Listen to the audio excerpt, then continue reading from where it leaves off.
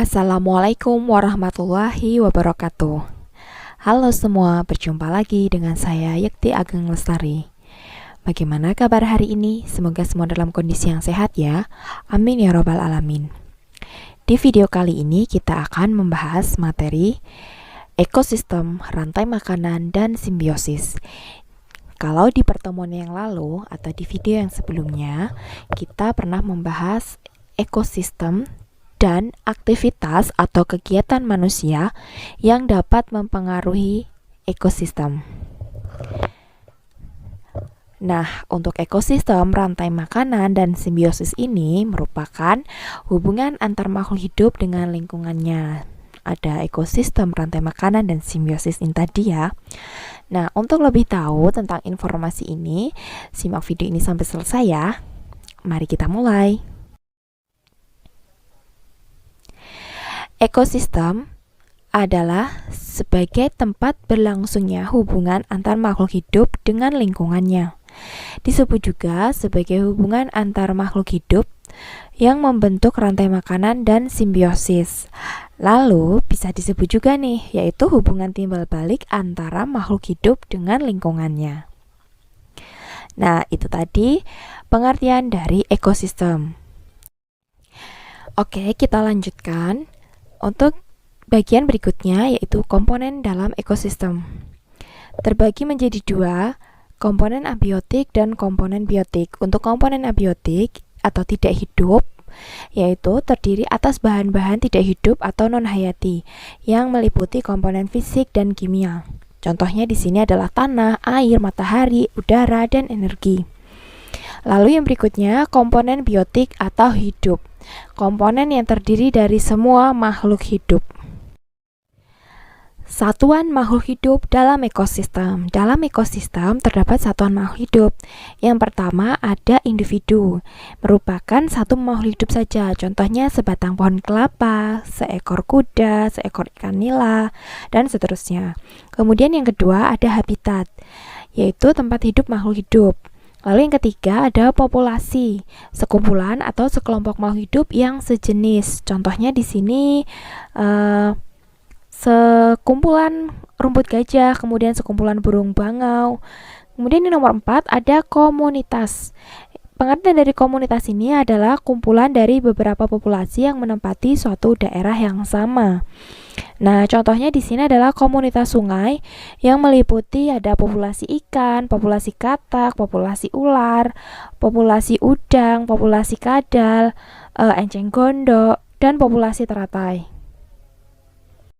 Kemudian ada komunitas hutan. Misalnya ada populasi harimau, populasi kijang, populasi gajah, kera, populasi kuda, populasi burung elang. Nah, untuk yang nomor 5, ini ada ekosistem, yang merupakan kumpulan dari komunitas yang melibatkan interaksi makhluk hidup dan benda mati. Nah, jadi kalau diurutkan itu individu yang tadinya hanya satu, kemudian ada habitat, kemudian populasi, sekumpulan yang makhluk hidup yang sejenis, kemudian ada komunitas, kumpulan dari beberapa populasi, kemudian ekosistem, kumpulan dari beberapa komunitas yang saling berinteraksi. Nah, kita lanjutkan.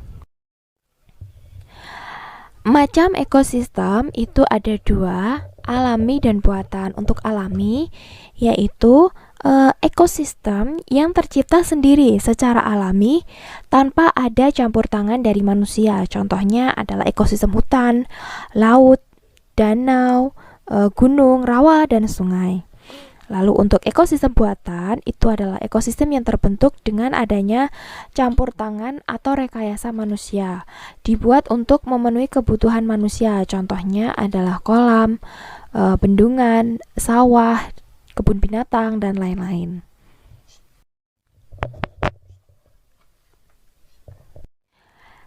Untuk yang selanjutnya ada rantai makanan. Kalau tadi kita membahas ekosistem, nah sekarang rantai makanan, yaitu rangkaian peristiwa makan dan dimakan antar makhluk hidup untuk kelangsungan hidupnya. Ini ada urutan tertentu ya, dengan urutan tertentu. Nah, peran makhluk hidup dalam rantai makanan itu terbagi menjadi 3. Yang pertama produsen, kemudian konsumen, dan dekomposer atau pengurai. Untuk produsen sendiri terdapat makhluk hidup yang membuat makanan sendiri dari unsur hara atau zat hara atau sebagai penghasil sumber energi. Di sini tumbuhan hijau adalah sebagai produsen ya. Jadi produsen itu makhluk hidup yang bisa membuat makan sendiri, menghasilkan sumber energi.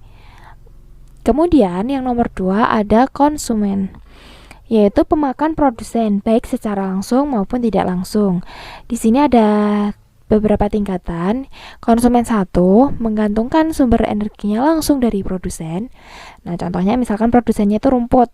Kemudian rumput itu bisa dimakan oleh seperti belalang atau bisa dimakan oleh makhluk hidup yang lainnya. Nah, berarti konsumen 1 itu yang langsung memakan si produsen. Kemudian untuk konsumen 2, 3, dan seterusnya itu tidak menggantungkan langsung sumber energinya pada produsen. Jadi semisal produsen itu dimakan oleh konsumen 1, kemudian konsumen 1 dimakan oleh konsumen 2, sedangkan konsumen 2 ini terus dimakan oleh konsumen 3 dan seterusnya. Lalu yang ketiga ada dekomposer atau pengurai, yaitu pemeran terakhir dalam suatu rantai makanan, di mana organisme ini berperan menguraikan bahan organik menjadi anorganik. Di sini contohnya adalah bakteri pembusuk, kemudian jamur. Itu adalah contoh untuk dekomposer atau pengurai. Nah, di sini ada beberapa gambar. Untuk gambar yang pertama yang kiri atas ya, itu terdapat banyak sekali sapi di suatu tempat yang luas di rumput hijau. Nah, berarti karena tidak ada hewan lain seperti gajah atau yang lainnya, berarti ini kan khusus hewan sapi ya berkumpul. Berarti ini disebutnya populasi dari sapi. Nah, kemudian untuk yang gambar sebelah kanannya, yang kanan atas, ada gambar rumput, belalang, katak, ular, elang, jamur. Nah, kita bahas dulu ini yang gambar pertama dulu, yang kanan atas ya. Ada rumput, berarti rumput ini menduduki sebagai produsen karena bisa menghasilkan makanan sendiri, menghasilkan energi sendiri. Kemudian si rumput ini dimakan oleh belalang, berarti produsennya ini adalah rumput. Kemudian konsumen tingkat satunya itu adalah belalang, dan si belalang ini dimakan oleh si katak, sehingga katak ini sebagai konsumen tingkat 2. Nah, kemudian katak ini dimakan oleh ular atau ular memakan katak, berarti si ular ini adalah konsumen 3. Ya, kemudian untuk yang elang ini adalah konsumen 4, dan jamur ini adalah sebagai pengurai atau dekomposer. Nah, rantai makanan tersebut ya, jadi kalau urutannya kan gini, rumput dimakan belalang, belalang dimakan katak, katak dimakan ular, ular dimakan oleh elang, dan elang ini kalau sudah meninggal akan ada pengurainya, yaitu jamur atau bakteri-bakteri pembusuk. Nah, sekarang kita berpindah gambar ke yang bagian bawah kiri. Masih rantai makanan juga, di sana sudah ada nomornya. Di mana yang pertama itu adalah rumput sebagai produsen, kemudian rumput ini dimakan oleh tikus sebagai konsumen 1. Kemudian tikus dimakan oleh ular sebagai konsumen tingkat 2, lalu ular dimakan oleh burung elang sebagai konsumen tingkat 3, dan elang ini jika mati atau bangkainya ini akan diuraikan oleh jamur yang nomor 5. Nah gitu ya, jadi ada peristiwa makan dan dimakannya makhluk hidup dengan urutan tertentu. Jadi tidak langsung misalkan rumput ini langsung dimakan oleh jamur, nah itu tidak benar. Atau semisal rumput ini langsung dimakan oleh harimau, nah tidak seperti itu. Jadi ada urutan tertentu. Kemudian yang gambar nomor 4 yang bagian bawah kanan itu Di sana ada ekosistem, di mana dalam ekosistem tersebut ada beberapa hewan yang berkumpul, ada beberapa hewan, di antaranya ada kura-kura, ada ikan, ada rusa, kemudian ada apa lagi itu, ada tupai, kemudian ada beruang, ada anjing atau serigala, dan lain sebagainya. Nah, itu ada burung ya, ada burung. Kemudian dari beberapa kumpulan hewan ini membentuk suatu ekosistem dalam, ini kan sungai ya, berarti ekosistem sungai dan hutan. Nah, kita lanjutkan untuk materi berikutnya. Untuk yang selanjutnya ada jaring-jaring makanan. Nah, jaring-jaring makanan ini adalah kumpulan dari beberapa rantai makanan. Kalau rantai makanan itu kan dalam satu siklus, misalkan hanya produsen dimakan konsumen 1, konsumen 2, dan seterusnya. Tapi kalau dalam jaring-jaring makanan itu lebih kompleks lagi, lebih kompleks, lebih rumit lagi. Nah, kita simak foto ini ya. Coba kita lihat, amati dari foto yang sebelah kiri. Di sana tumbuhan hijau itu tetap sebagai produsen karena bisa menghasilkan makanan sendiri. Ada tumbuhan hijau yang dimakan oleh kelinci, tikus, burung pemakan biji, dan belalang. Lalu kelinci itu bisa dimakan oleh rubah, tikus bisa dimakan oleh rubah. Nah, kelinci tadi juga bisa dimakan oleh burung elang langsung. Nah, tikus ini bisa dimakan juga oleh elang. Nah, untuk selanjutnya, burung pemakan biji ini bisa dimakan oleh ular, bisa dimakan oleh burung elang, dan bisa dimakan juga oleh rubah. Lalu untuk belalang itu bisa dimakan oleh laba-laba. Nah, untuk yang selanjutnya, si burung pemakan serangga ini bisa dimakan oleh rubah, bisa dimakan oleh burung elang. Lalu laba-laba bisa dimakan oleh ular, ular dimakan oleh elang. Nah, kalau kita lihat dari siklus ini, jaring-jaring makanan, yang paling kuat berarti di sini siapa? Yang paling mendapatkan pemasukan makanan tuh dari beberapa penjuru itu siapa? Burung elang ya kan? Kita lihat burung elang itu bisa memakan tikus, bisa memakan kelinci, burung pemakan serangga, kemudian bisa memakan burung pemakan biji, bisa memakan ular. Lalu yang kuat nomor 2 itu ada rubah, dimana rubah itu bisa memakan kelinci, kemudian tikus, burung pemakan serangga, dan burung pemakan biji. Nah, kalau jaring-jaring makanan berarti lebih rumit ya, lebih kompleks. Nah, kita lanjutkan untuk yang gambar selanjutnya. Di sana ada produsennya, ada 2, yaitu pohon dan rumput ya, sama-sama tumbuhan hijau bisa menghasilkan makanan sendiri. Rumput itu dimakan oleh konsumen satunya, itu ada ulat, ada belalang, ada tikus. Nah, untuk pohonnya itu bisa dimakan oleh ulat, kemudian belalang. Nah, sekarang kita coba lihat untuk yang konsumen 1 atau si ulat, ini bisa dimakan oleh konsumen 2, ayam. Kemudian ada konsumen 2-nya ada katak. Lalu konsumen 1 ini yang belalang ini bisa dimakan oleh konsumen 2, ayam juga bisa dimakan katak. Nah, ya kan? Kemudian tikus ini bisa dimakan oleh konsumen 3 langsung, burung elang.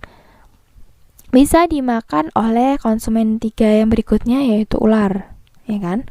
Nah, konsumen 2 yang ayam bisa dimakan oleh konsumen 3 ular dan bisa dimakan oleh konsumen 3 burung elang.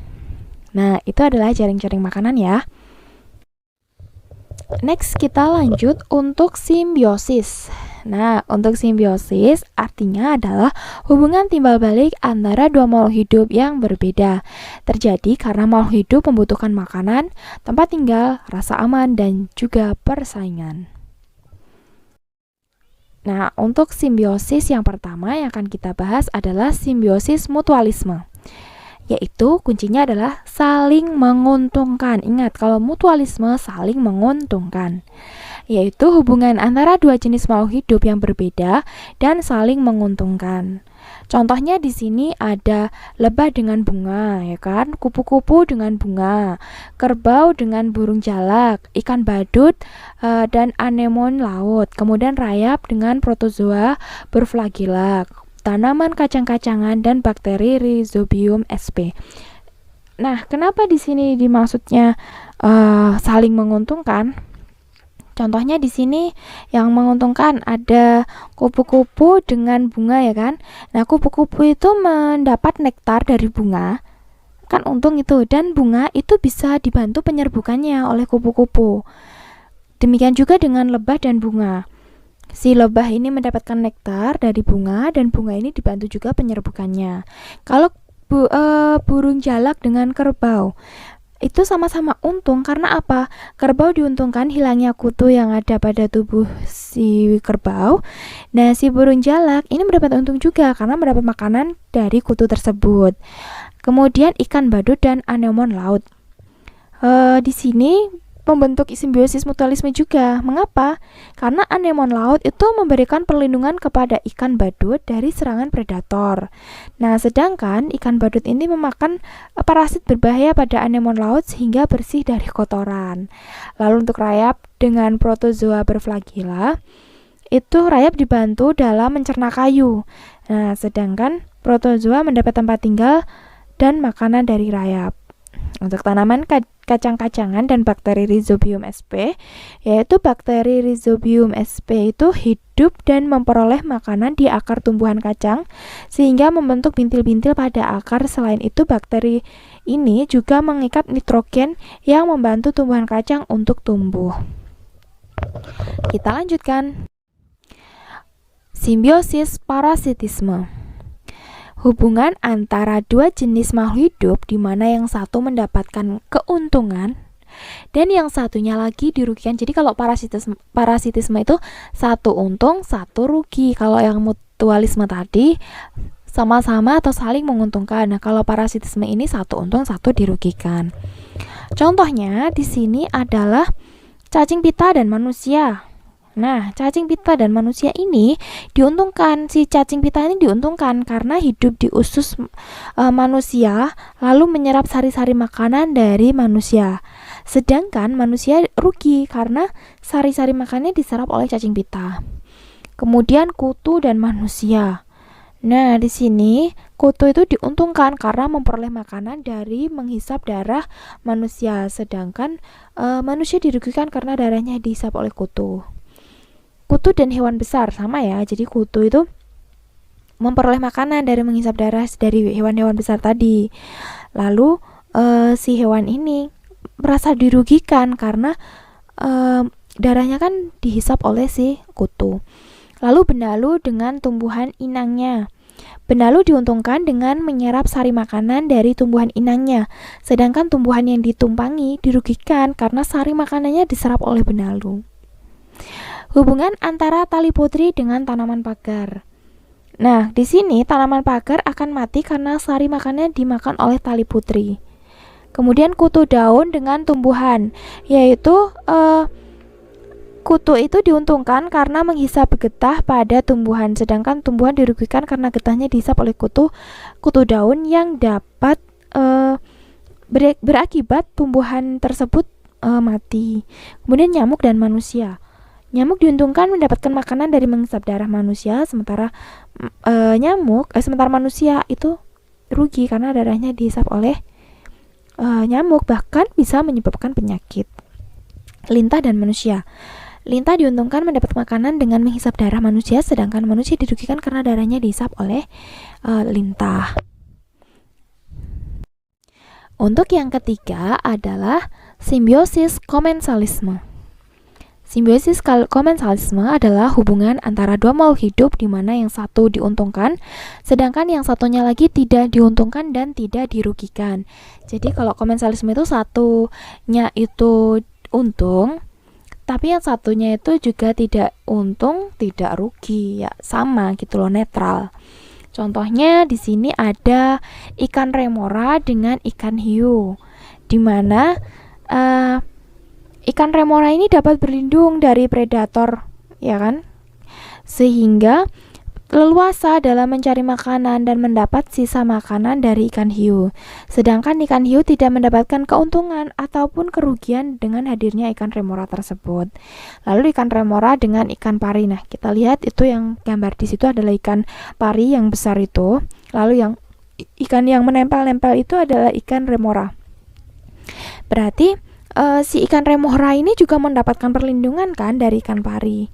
Nah, ikan pari itu juga sama seperti ikan hiu tadi, tidak mendapatkan keuntungan ataupun kerugian dari hadirnya atau datangnya ikan remora yang mengikutinya.